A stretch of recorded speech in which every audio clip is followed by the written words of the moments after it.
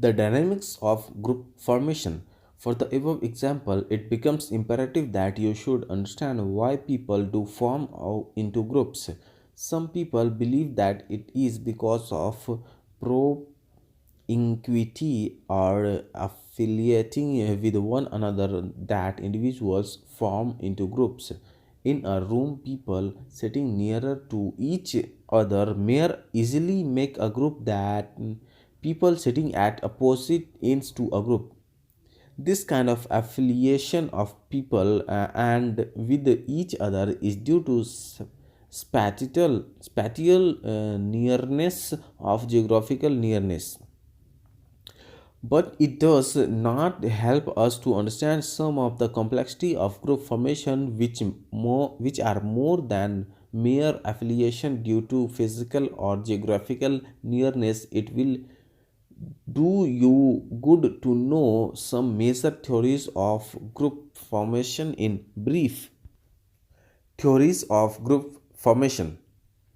First, Harman 1950 explained the basis of group formation in form of activities, interaction and sentiments of people.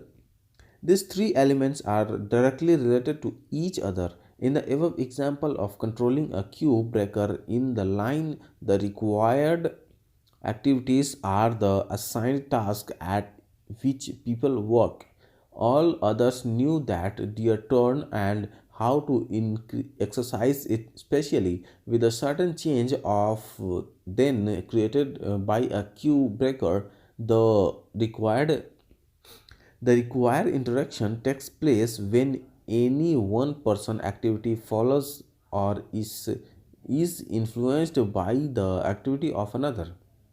In this example, the person whose turn was dislocated by the group breaker influences all others' activities.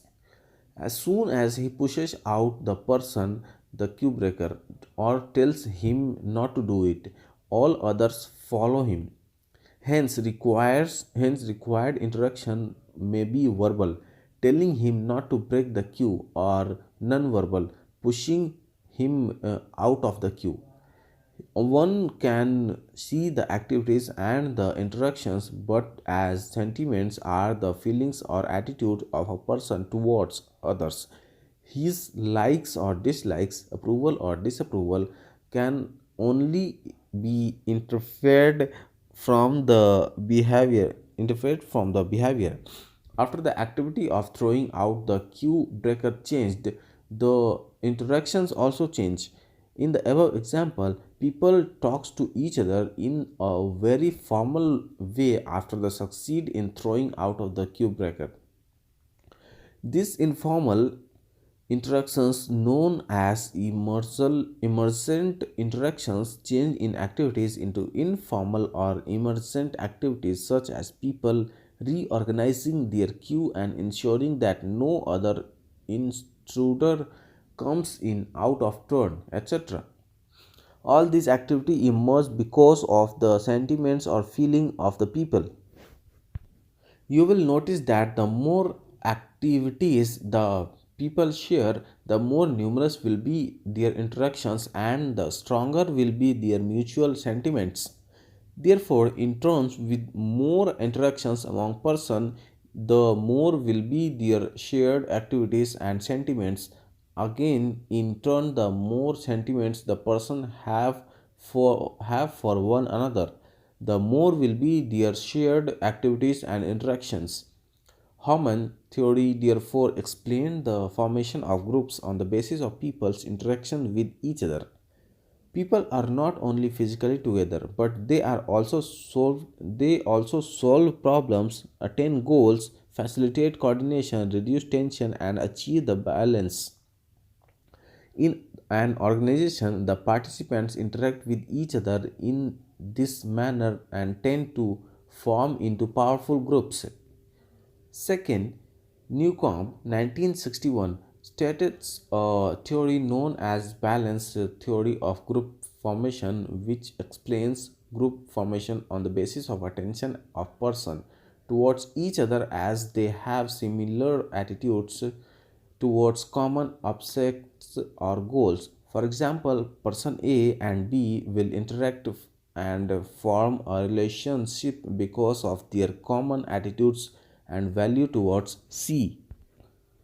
A balanced theory of group formation is common attitudes and values, next politics, next religion, and literature work, and aesthetics authority marriage.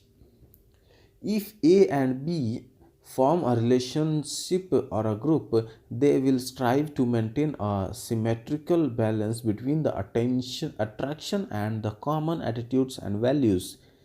Whenever this relationship between A and B becomes unbalanced, both them will try to restore the balance.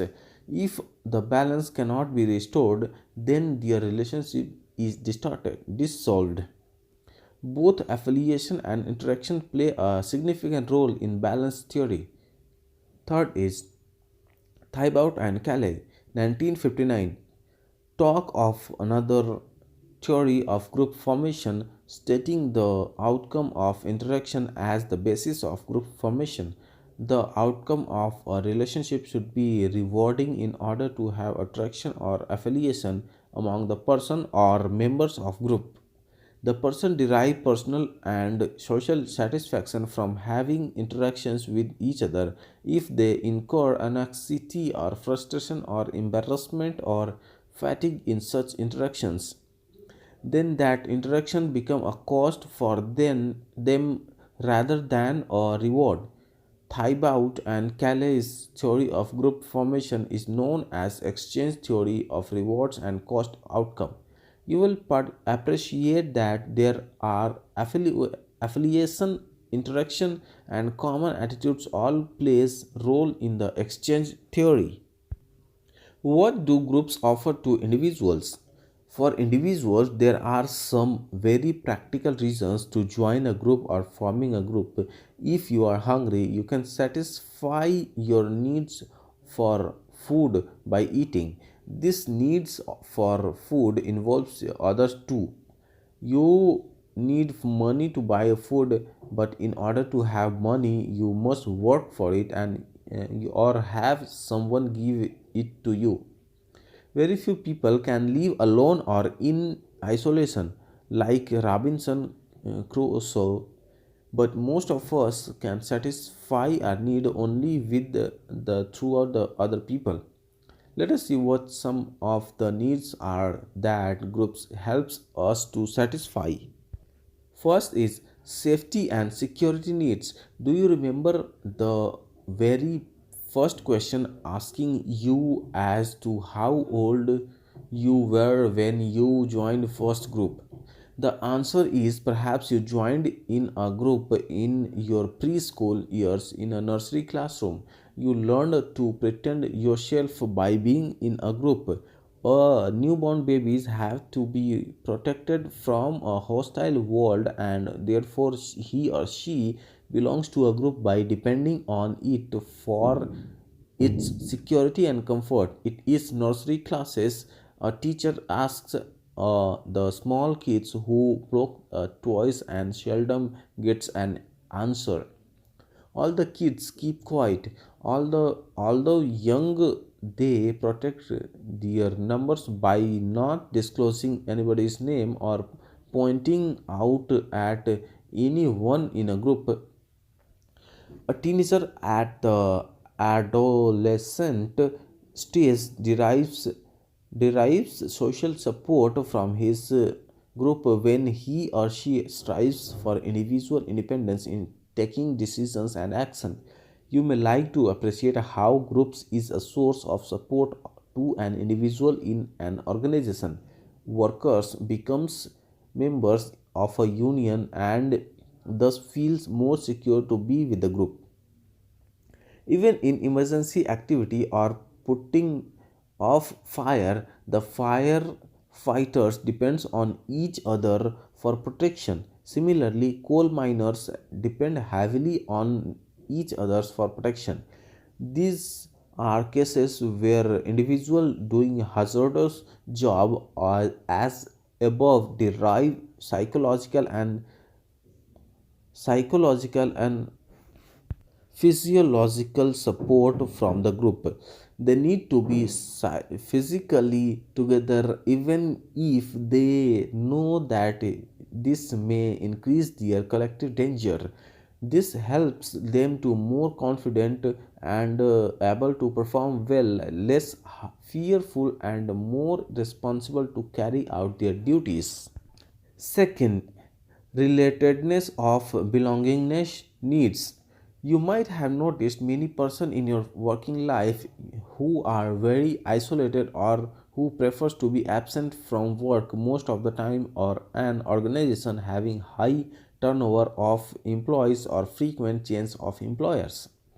Studies show such phenomena occurs when people are unable to belong to group. This is because of the fact that all of us are social being, and belonging to or relating to groups satisfies a number of social needs. We get emotional support from a group, which is particularly helpful at times of stress in normal situations.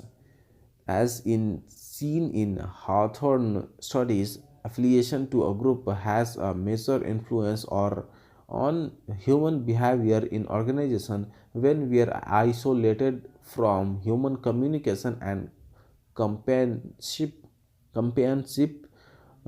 we simplify lost touch with reality. Third is esteem and growth need.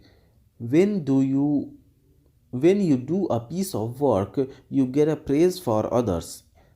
This gives how a sense of recognition with fruit fulfills your esteem needs. Being recognized and also bring a sense of fulfillment of your needs for growth towards further achievement of groups work and career as prospects.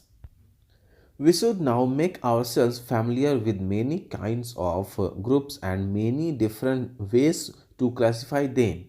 In the present management course, we should concentrate on both formal and informal groups esteem existing in organizations. We shall talk of other groups, but in brief. Types of groups. First is formal groups. These groups are established by organization to accomplish specific tasks. According to Cartwright and Zander 1974, these groups includes command groups which consist of manager and their direct subordinates, and committees and task forces which are created to carry out specific organizational assignment or activities. Example, in an educational institution, there are three broad formal groups of teachers, students, and administrations. In the command groups, the top administration or principal or of the institution has head of departments of different disciplines as his direct subordinates. Various committees to look at academic activities of teaching and research are made to carry out the assignment of the organizations. Various task forces are set to carry out specific activities such as selecting students, making of a curriculum, developing teaching and evaluating methods, moderating performance, etc.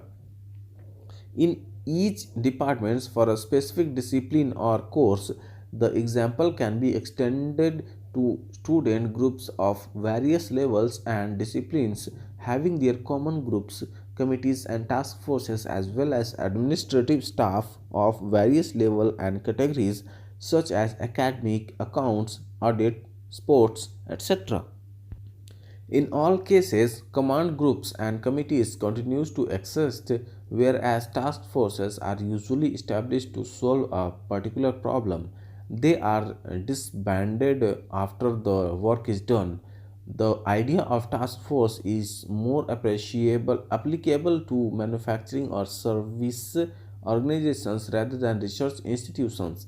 In the latter kind of organization, task forces consist of managers, technical experts from research, development, marketing, production, and purchasing departments to make sure that each new product passes through smoothly from the idea stage through the production stage in and into market. Second is informal groups. These groups are formed within the structure of the organization but by the members themselves rather than by organization. Sometimes they do not have the approval the management. Basically formal basically informal groups are formed to satisfy social needs on the job.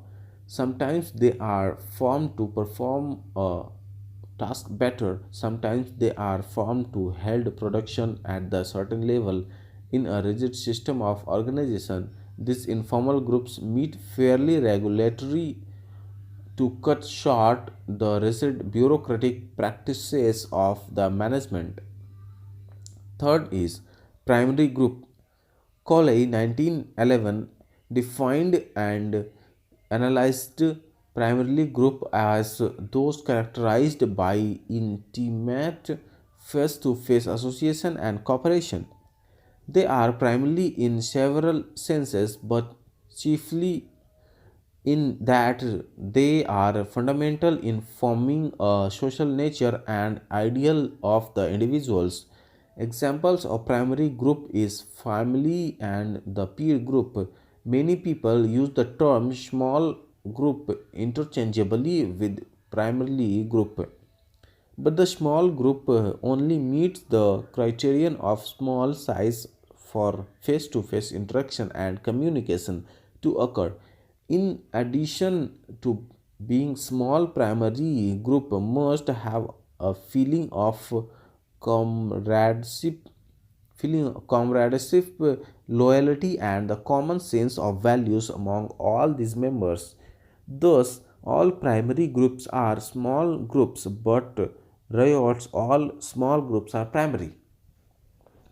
The logic of primary group is extended to work group in Hawthorne studies. These work groups have primary group qualities and tremendously influence individual behavior irrespective of contact or environmental conditions.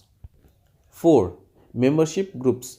These are the one to which individual actually belongs. Example: clubs, cooperative societies, workers union, etc. Fifth is reference group. These are the one with which an individual identifies or to which he would like to belongs. Example: socially or professionally. Prestigious groups with which the individual would like to belong. Sixth is the in group. The in group represents a clustering of individuals holding prevailing values in a society or at least having a dominant place in social functioning. Example: members of a team, family members. Seventh is the out groups. The out groups are conglomerates looked upon the subordinates or marginal in the future. Example: street performers for an office workers, a hawker for a surgeon. Whenever there is a win-loss situation in a competitive task, members of win or loss groups show tremendous in group feeling within themselves. Their group in relation to the other groups is also called an out group.